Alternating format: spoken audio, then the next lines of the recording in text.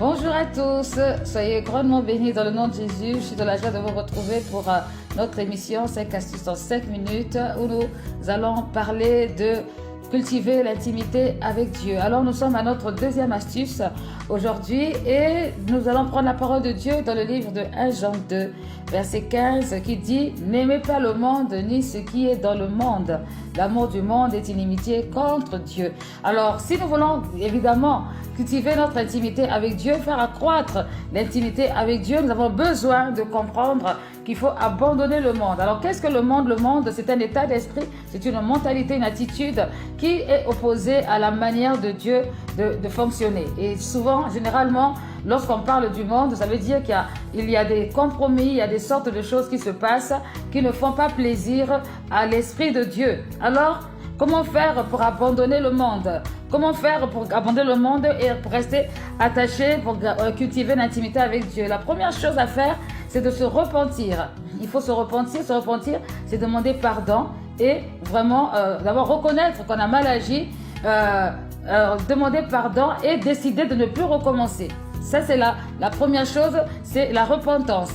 La deuxième chose, c'est abandonner l'orgueil. Parce que lorsqu'on parle de l'amour du monde, on parle de l'orgueil de la vie. L'orgueil des yeux, l'orgueil de la vie. C'est-à-dire, on a tendance à se dire que pour être une personne de valeur, une personne importante, il faut posséder les biens de ce monde, il faut faire tout ce qui est nécessaire.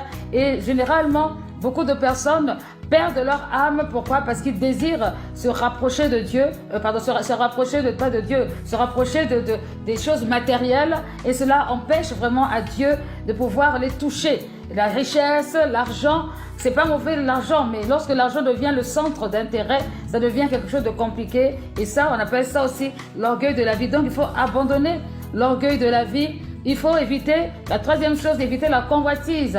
Désirer ce que l'autre a avec les mauvaises intentions.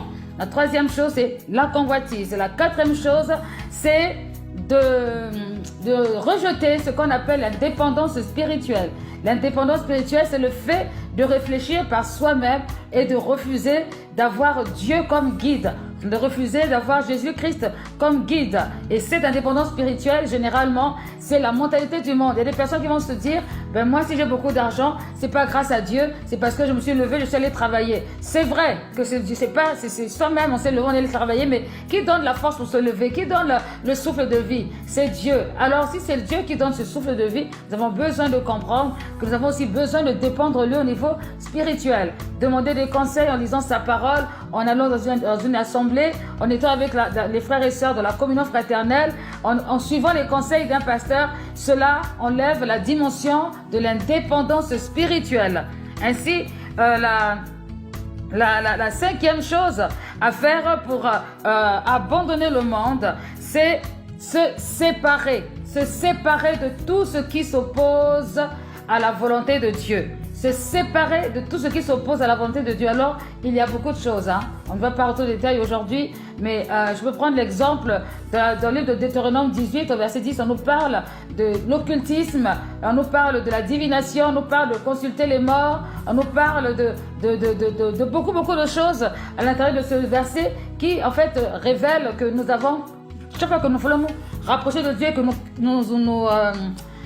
nous pratiquons ces choses, nous empêchons à Dieu de venir vers nous parce que ceux qui consultent les morts, ceux qui font ce qu'on appelle l'astrologie, ceux qui font l'astrologie, ben, ils sont une abomination devant Dieu parce que Dieu n'aime pas l'astrologie puisque l'astrologie a pour but d'annoncer ce qui va arriver plus tard et les moyens utilisés sont des moyens occultes, même si peut-être que visuellement les gens ne le savent pas, mais dans le fond, c'est vraiment ce qui se passe. Pour savoir ce qui se passe plus tard, plus loin, il faut consulter les esprits. Or, consulter les esprits, ça veut dire pratiquer le monde de l'occultisme. Et ça, c'est vraiment quelque chose qui est une abomination devant le Seigneur. Vous pouvez le lire dans le livre de Deutéronome 18, à partir du verset 10, vous allez retrouver tout ça. Donc, quand on veut être intime à Dieu, il faut se séparer. Il faut vraiment décider de se séparer du monde. Il faut décider de vivre une vie qui soit en harmonie avec la présence de Dieu.